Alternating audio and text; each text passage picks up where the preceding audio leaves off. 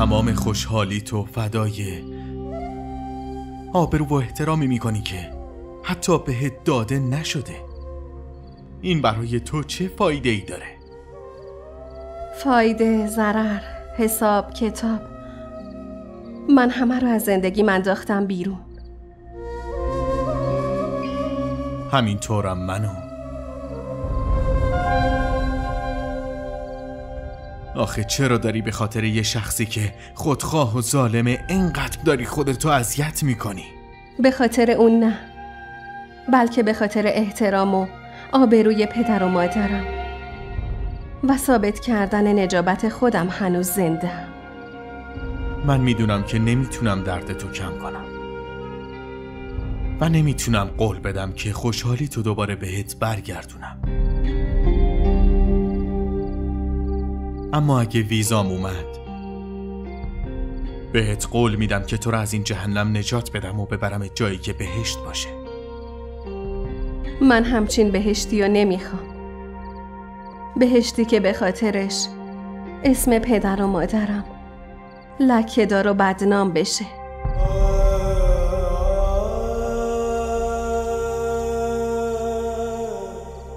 من مال شاهمیر بودم، همیشه هم مال شاهمیر میمونم.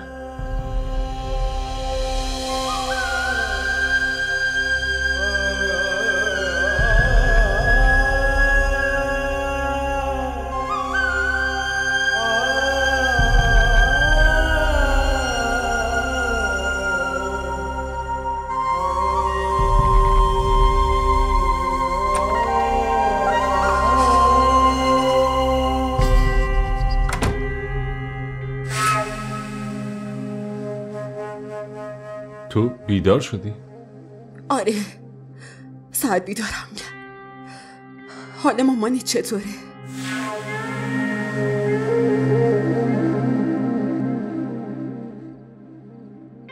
خوبه، ازم ناراحت بود. رفتم از دلش در.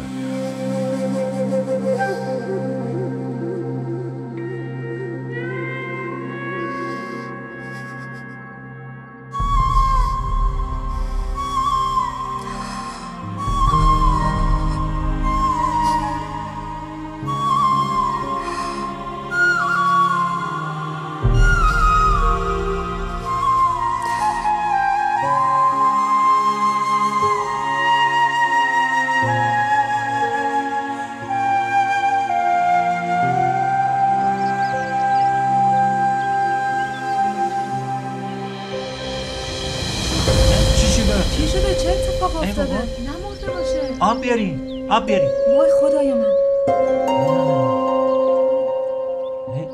ببین نبض داره. ای بابا. خضر لطفاً آب بیارین. خضر یکی آب بیاره.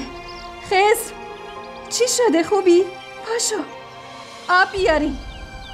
خضر چشماتو باز کن. خوبی؟ من در عجبم تو کدوم خونه این همه ظلم میشه که تو خونه شما به دختر من شده ها؟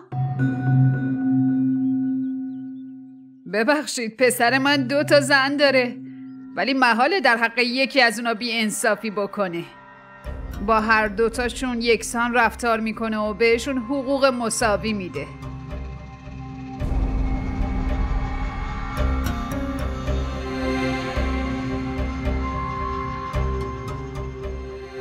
از ناراحتی زیاد بچهش سقط شد. الان خیلی دل نازک شده. پسر منم هر دفعه میره و با محبت رازیش میکنه ولی از اون مردایی نیست که زنشو کتک بزنه و بعد به مامانش بگه برو عروستو بیار خونه. اصلا. ببین خواهر، تو هر خونه ای از این مسائل هست. زن و شوهر با هم جر و بحث و دعوا میکنن ولی نمیشه که از خونه قهر کنه بذاره بره. قربونه دهنت، ولی این حرفا رو برید به پسرتون یاد بدین.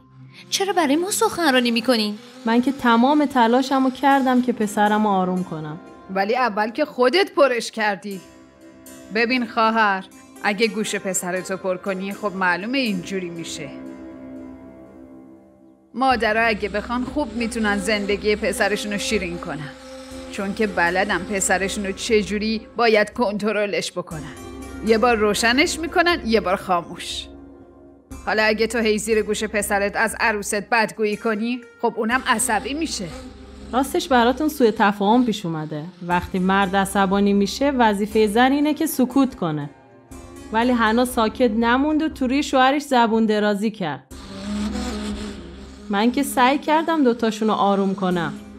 ولی سر صبحی وقتی دخترتون آبده واسه دعوا اومد، خب مشخصه اونم مرده، خونش به جوش میاد مگه نه؟ تو چی میخوای بگی ها؟ ما داریم دروغ میگیم آره؟ پسر تو بیگناهه. نکنه میخوای پسر دخترمونو مثل لباس بشوره و بندازه کنار و ما ساکت بمونیم؟ هیچی هم نگیم؟ مگه بی صاحبه هان؟ مگه کس و کار نداره؟ ما به چه بدبختی جلوی شاهمی رو گرفتیم، وگرنه میومد حسابشو میذاش کف دستش. شاه نوازم به من گفت مامان تکلیفتو روشن کن، برو خواهر دردونمونو برگردون خونه. خواهر مگه اینجوری میشه زندگی کرد؟ چرا پسرت خودش نیومده دنبال زنش؟ اون الان ناراحته. من اومدم حنا رو با خودم ببرم. وقتی برگرده اونم راضی میشه. بفرمایید. قربون خدا بشم. نگاه کنید دخترا، اینم از مادر فراری داماد عزیزمون. یعنی چی؟ یعنی اینکه خواهر ما از یه خانواده نجیب هستیم. تو فامیل ما پدر و مادر همه کاره هستن. دختر و پسر با اجازه اونا ازدواج میکنن. چرا؟ برای اینکه نسل بعدی بهمون احترام بذارن. اما شما هر کاری دلتون خواست کردین و حالا پسرتون رو ببینین. آبروی دختر یه خانواده نجیب و خوب و با خاک یکسان کرده. منظورتون چیه؟ مگه ازدواج با عشق جرمه؟ ببین خواهر، خانواده شوهرم با عزت و احترام منو عروس کردن. اگه یه جر و بحثی میشه معنیش این نیست که کلن رابطه ها قطع بشه. دختر شما وقتی شنید من با عشق ازدواج کردم انگار براش سوء تفاهم پیش اومده. شورشو در آوردین. نمیدونم چی شد گیر شماها افتادیم. والا مردم میگفتن که از اینا دختر نگیرینا، ولی ما بیچاره‌ها خیلی ساده بودیم. پسرم راست میگفت، یه چیزی میدونست، نباید میومدم اینجا. برو خانم برو. واقعا پیش خودت چی فکر کردی؟ به پسرت بگو اگه زنشو میخواد خودش بیاد اینجا.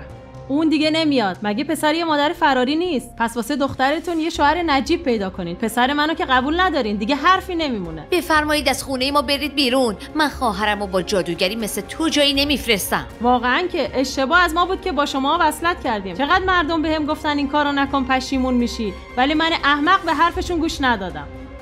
همون مردم داستانای شما رو هم برامون گفتن خانم. ما از همه چی خبر داریم. بله.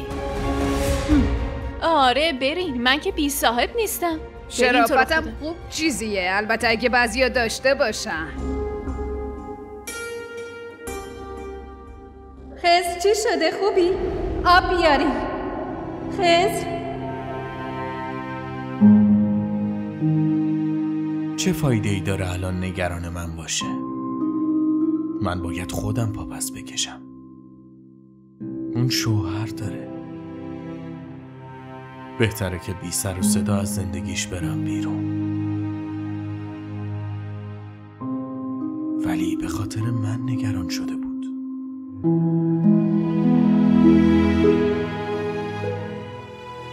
هر وقت چشامو باز می کردم می دیدم که چقدر ناراحته و نگرانه.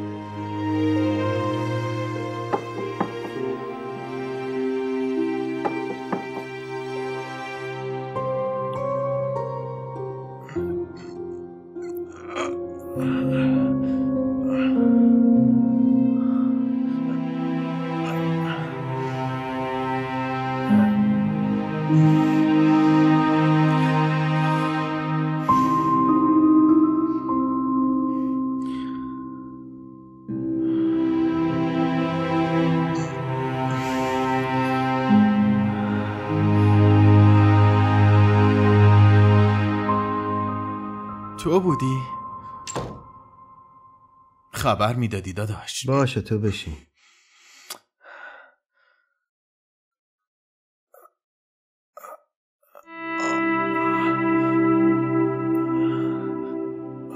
گوشیت خاموشه یا حواست هست؟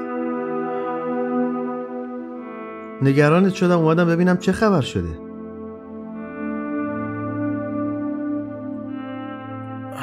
داداش. عصری خورده حالم بد بود. گوشیمم حتما شارژ نداشته. رفته بودم بیمارستان واسه تسریم. وقتی که از اونجا برگشتم یادم نبود که گوشیمو شارژ کنم.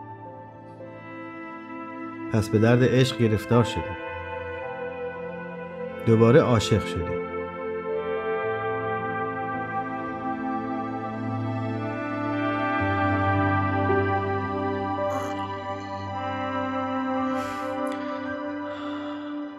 این حرفا رو ول کن داداش، خیلی حالم بده.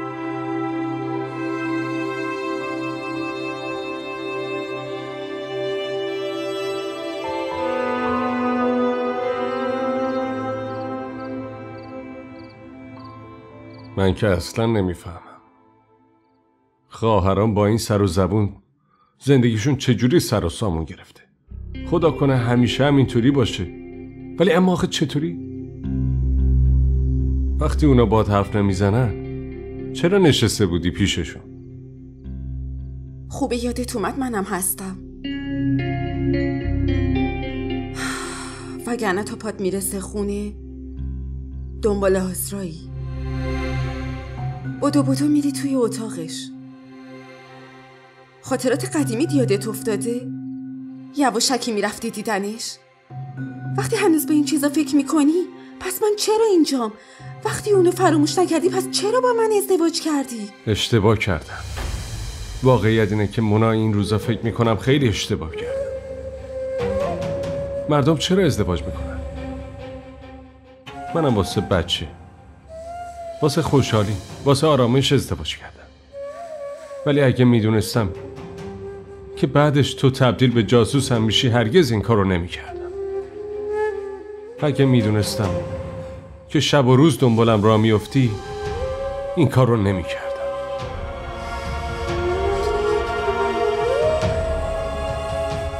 یه چیزی آویزه گوشت کن. من اونو دوست دارم، دوست داشتم و دوست خواهم داشت.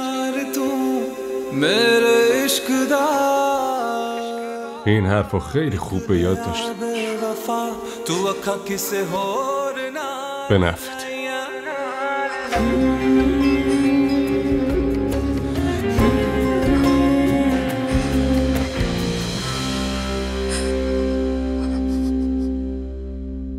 این چه ورزشه؟ من اصلا نمیتونم رو زمین بخوابم. ببینم تو چرا امشب اینجا موندی؟ چرا نرفتی خونت؟ به فکر پسرت هم نیستی نه؟ چی کار میکردم؟ به خاطر توی که من الان تو این وضعیتم خانوم. ستار پیام داد که نمیتونم بیام، دیر شده، همونجا بمون. منم علاقه ندارم به جای خونه و اتاق خودم تو اتاق کوفتی تو بمونم. میگم آبجیا بده. داداش ستار این روزا خیلی سر شلوغه ها. پای زن دیگه‌ای در میون نباشه. به خدا شانس آورده یکی مثل منو پیدا کرده. مگه دخترها دیوونن که به همچین آدمی رو بدن؟ ولی دخترم انقدر خوشبین نباش که یه روز تعجب نکنی مثل آزرا. مامان جان، شاه میره مدیر بانک و با سواد و تحصیل کرده کجا؟ ستاره دیپلم گرفته کجا؟ ولی درآمدش خوبه، مغازش همیشه پرفروشه. واسه هر زنی میتونه یه زندگی راحت فراهم کنه. اونم با اون ریخت و قیافه. دخترم ناراحت نشیا، ولی من اونو به خاطر قیافه زشتش برات انتخاب کردم. آره مرد باید زشت باشه که قدر زن خوشگلشو بفهمه، ولی بازم باید حواست باشه، بالاخره مرد دیگه. ای بابا، اگه باید حواسم به همچی مردی باشه پس چرا با یکی بهتر از این ازدواج نکردم؟ راستی مامان، این خاله چرا تا حالا نیومده دنبالم؟ فعلا که داره اشکای مادرشو پاک میکنه، ولی 2 روز دیگه عقلش برمیگرده سر جاش. آره، اونا فکر کردن چون برادر ما زن دوم گرفته ما هم کوتاه میاییم. میگم آبده، تو یادته چطور مادر شوهرت مجبور شده بود بیفته جلوی پام؟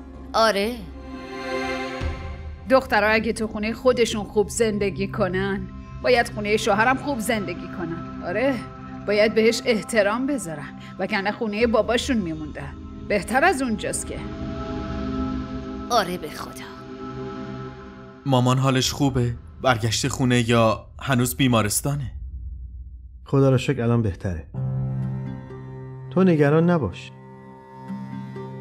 همونطور که مواظب مامانم هستم مواظب خالم هستم. تو به هیچی فکر نکنی ها. مراقب همسایه‌هات باش. حالتو از اینی که هست بدتر نکن. داداش چرا عصبانی میشی؟ حالا اتفاقیه که افتاده دیگه. من که گفتم نکن. خودت کم قصه داری؟ قصه بقیه رو میخوری؟ این آتیشو تو دلت خاموش کن. این آتیش خودش نمیخواد خاموش بشه. یعنی چی؟ یعنی اینکه دیشب خیلی با هم سرد رفتار کرد، ولی صبح وقتی که بیهوش شدم خیلی نگران شده بود. باید بودی و میدیدیش. من هیچ علاقه‌ای به دیدنش ندارم. باید خدا رو شکر کنی که شوهرش با اینکه دیدتون هیچ کاری باهات نداشت. داداش چرا آخه هم خودتو هم اونو تو درد سر میندازی؟ تو زندگی این اولین باره که همچین حس خوبی رو تجربه میکنم، وگرنه خیلی ساله که فراموش کرده بودم که حس خوب چجوریه. حالا بهم بگو ویزام کی درست میشه؟ اصلا نمیدونم پاسپورتم داره یا نه. دیوونه شدی؟ تو اول ببین ویزای خودت درست میشه یا نه. رویا پردازی نکن. یعنی تو رویام نمیتونم ببینم؟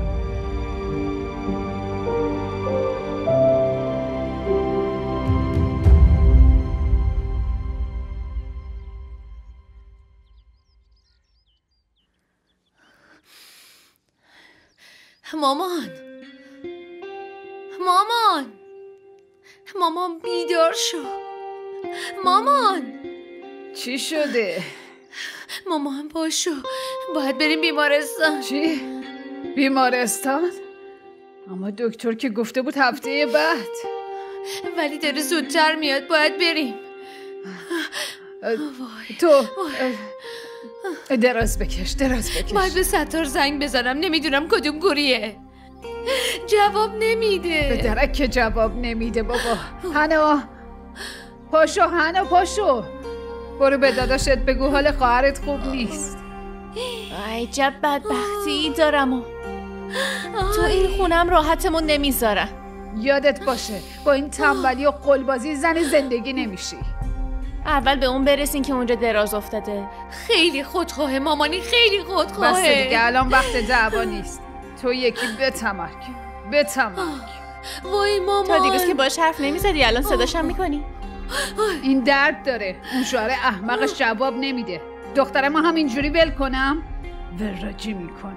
جواب بده ستار، جواب بده گوشیو. الو، کدوم گوری هستی؟ چی؟ انقدر وقت پیدا نکردی که شب بیایی دنبالم؟ حالا پاشو بیا بیمارستان. آره وقتشه که برم. همه وسایل بچه بالای کمده. زود برو و بیارشون. دیر نکن، زود بیا. آره زود بیا. مامان مردم.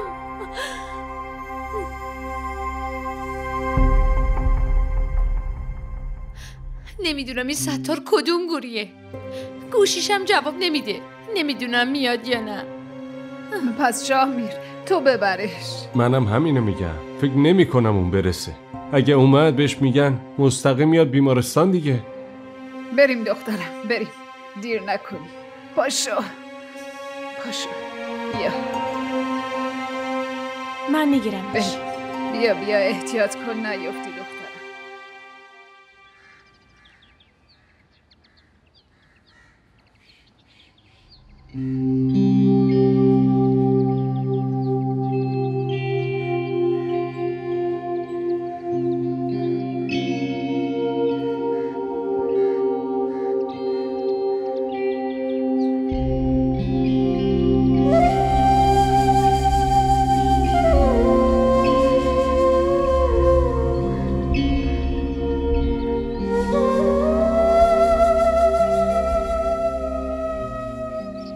چرا تبم پایین نمیاد؟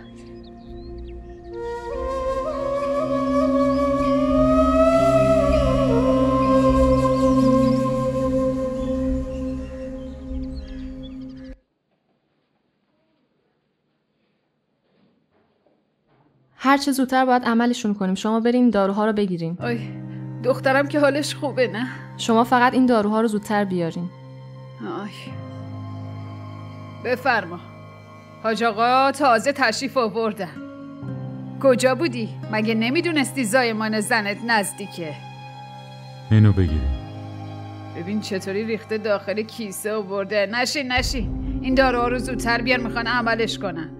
زود باش، بعداً حساب کتاب میکنیم. زودتر برو، زود برگردی یا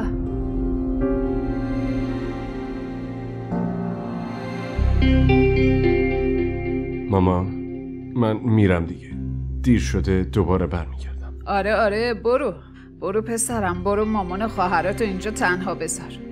برو به زندگی جدیدت برس. دنیا به آخر نرسیده. بار اول نیست که یه بچه میخواد متولد بشه. منم تو زایمان مونا خودم تنها بودم با وجود همتون. مراقب خودتون باشید.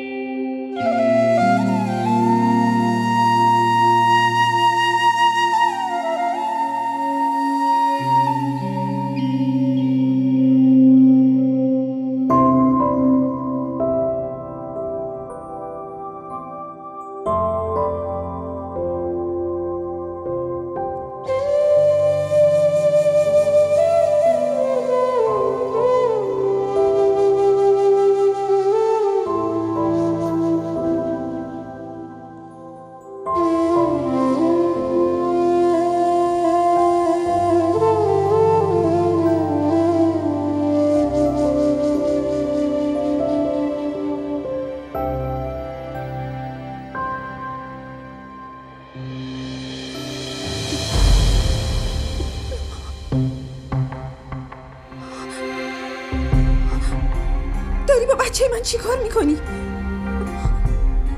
چطور جرأت کردی به بچه من دست بزنی؟ فقط داشتم نوازشش میکردم. داری دروغ میگی. تو نوازشش کردی و منم دیدم. تو داشتی خفش میکردی که من رسیدم. الان نشونت میدم. شاهمیر بیا اینجا ببین آزرا چی کار میکنه. خفش میکردم. چی شده؟ شاهمیر ببین داره با بچم چی کار میکنه. داشت بچه‌مو خفه میکرد. باور کن وقتی من اومدم ولش کرد. وگرنه بچم خدا رو شکر که من رسیدم. وگرنه نمیدونم این زنی که عقده چه بلایی سر بچم میآورد. شاهمیر باور کن که من فقط داشتم نگاش میکردم، نازش میکردم. من مثل گل خوشبو بود. من هیچ وقت اونو خفه نمیکنم. نه شاهمیر داره دروغ میگه.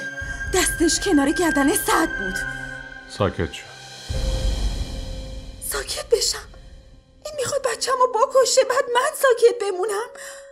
آره ساکت بمون، چون من خوب میدونم که اون هر کاری هم بکنه ولی به تو یا سعد هیچ آسیبی نمیرسونه. تو داری ازش دفاع میکنی؟ دفاع نمیکنم، واقعیتو میگم. تو هم خیلی خوب میدونی بالاخره دوست بچگیشی. اون هیچی ازت نمیگیره. حتی چیزی رو که ازش گرفتی نمیخواد پس بگیره.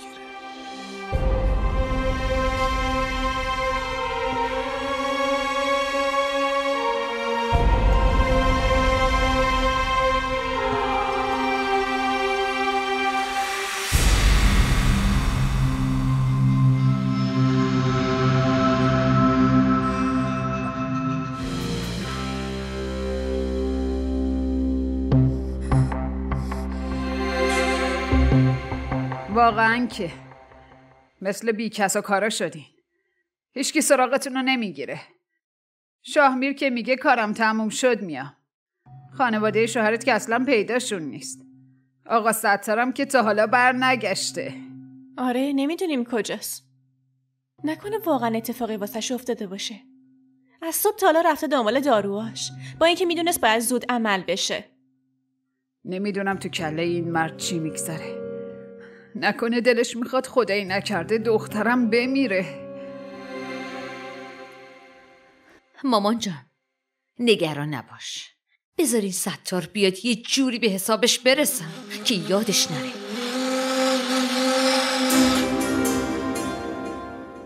آفرین آقا آفرین. سر صبح رفتی دنبال دارو، الان برگشتی. نمیدونستی که باید عمل بشه؟ شایدم فکر کردی داروها رو دیر بیاری دخترم میمیره. اینم از داروها آوردمش. ببینم عابده، این شوهرت عقلشو از دست نداده؟ هی آقا، سر صبح فرستادم دنبال دارو، الان 7 ساعته که از عمل گذشته. ستار معلومه کجا بودی تا الان؟ ها؟ خوب میدونستی این عمل اورژانسیه. بعد الان اومدی؟ ببینم سرت کجا گرم بود. نه حتما دلش میخواسته که دختر من انقدر درد بکشه که زودتر بمیره. دختر من با هم میاد. به مادر زنت اصلا احترام نمیذاری نه؟ من لطف کردم و دخترم رو بهت دادم، الان حتی جوابمو نمیدی؟ مامانم با تو داره حرف میزنه ستار، جواب بده.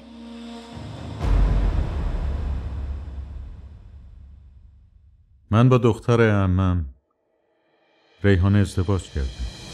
چی؟ چی گفتی؟ مزخرف نگو ستار، تو میفهمی چی میگی؟ با من درست حرف بزن. زن دومم در نهایت احترام با هم حرف میزن. واسه همین تحمل بی احترامی رو ندارم. خودتو چی فرض کردی؟ فکر کردی میذارم سر دخترم هوا بیاری یه بلایی سرت بیارم که چرا؟ مگه سر عروستون هوا اومد چی کار کردی؟ اون که پسر خودتون بود، من که پسر غریبم. با من چی کار میتونین بکنین؟ خفه شو. اون شوهر عروسمه ولی تو شوهر دخترمی، با همین دستام میکشمت. یکم دیر کردیم. اینو که من خیلی وقت نمیخوام طلاق بدم، فقط منتظر بودم بچه به دنیا بیاد. حالا میتونم به راحتی طلاقش بدم. من تو رو طلاق میدم.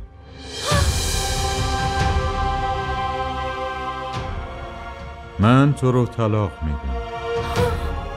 من تو رو طلاق میدم. مامان چی داری میگی؟ زن بدزبونی مثل اینو دیر یا زود طلاق میدم. آها، به فکر خرج بچه ها نباش. هر ماه سر موعد برات میفرستم. هر هفته یک بار با خودم میبرمش. راه باز میکنی؟ مامان مامان مامان مامان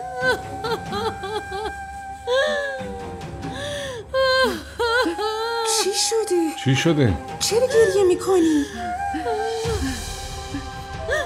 ما اومده بودیم تبریک بگیم. چی شده؟ بچه حالش خوبه؟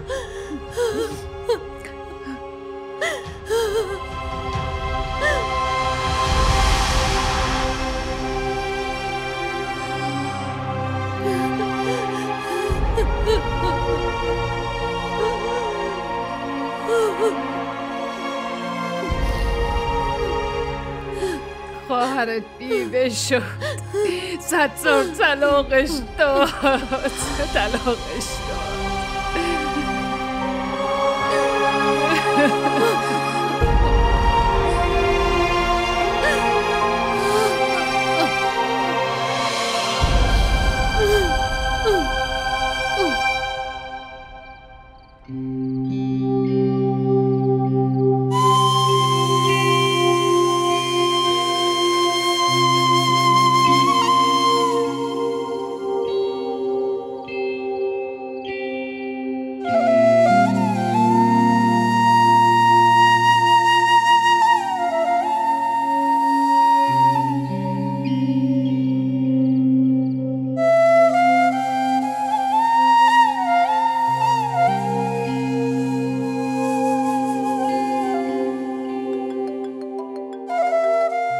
خودت میدونی که چند روزه یه لحظه داداش.